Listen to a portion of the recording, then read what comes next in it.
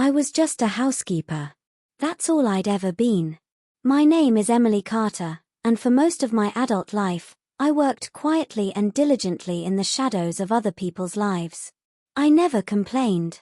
I showed up early, stayed late, and made sure every countertop sparkled and every floor gleamed like polished glass. I cleaned houses for people who barely remembered my name, but I remembered everything about them. Their photos, their perfume, their whispers behind closed doors. It was never glamorous, but it paid the bills. After my mom passed and my younger brother went off to college, it was just me and the work. I took pride in being invisible. That was, until the night everything changed. It was a Friday evening, early fall.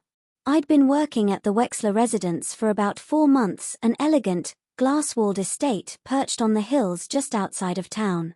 The Wexlers were wealthy, influential, and very private.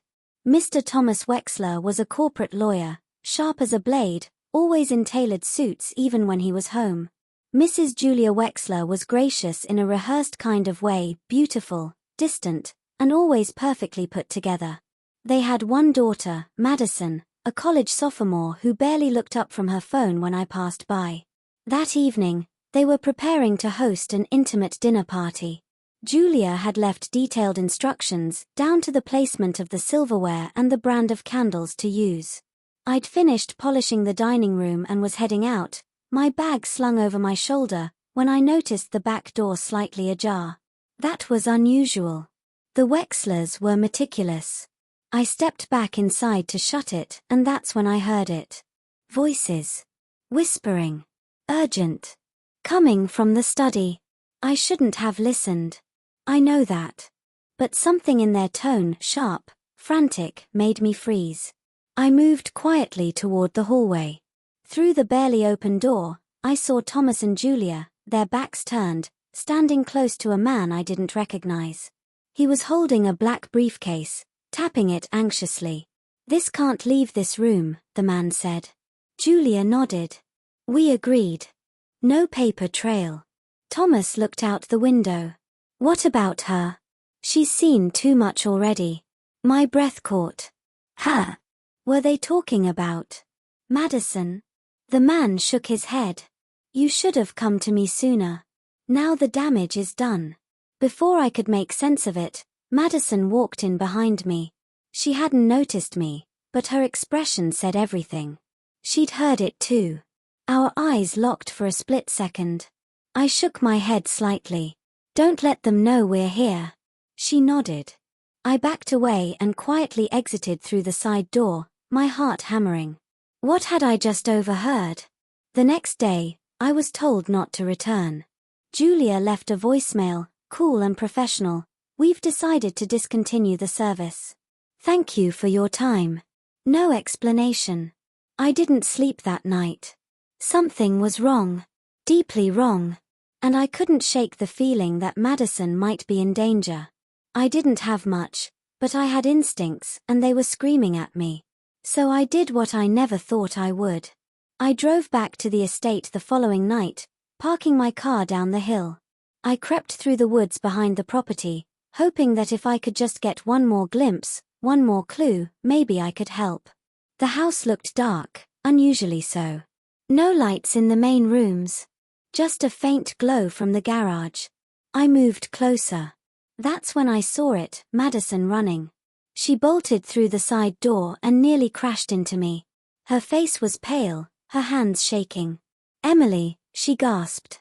"You shouldn't be here." "They're planning something," I said. I heard them too. Tears welled up in her eyes. "They're trying to cover something up. Something that happened last year, one of my dad's clients. There was an accident. And they buried it. But now someone's threatening to expose it." "Who?" She looked over her shoulder. "I don't know. But they're scared. They think I found out. That I'll say something." We didn't have time to talk. A car pulled into the driveway. Headlights swept across the lawn. "Come with me," I whispered. We ran. Through the trees, through the darkness. I didn't stop until we reached my car. The next few days were chaos. I let Madison stay with me. We contacted someone I knew from years ago, a woman named Karen who worked with a legal aid group. She arranged for Madison to speak with investigators. Quietly. Safely. Within weeks, things came to light. Evidence was collected. Testimonies taken. The Wexler's perfect world began to unravel. It made the news in a big way, though I never gave an interview. I wasn't interested in fame or recognition. I just wanted to know that Madison was safe. That the truth was no longer buried. After it all, Madison went back to school. She calls sometimes, checks in. She says I saved her life. I don't know about that. All I did was listen. And act. I still clean houses. I still wake up early and scrub floors and wipe down counters. But something changed in me that night. I'm not invisible anymore, not to myself. I learned that even someone like me, just a housekeeper, can make a difference. Because sometimes, doing the right thing doesn't require a badge or a title. Sometimes, it just takes courage. And that night. That was the night I found mine.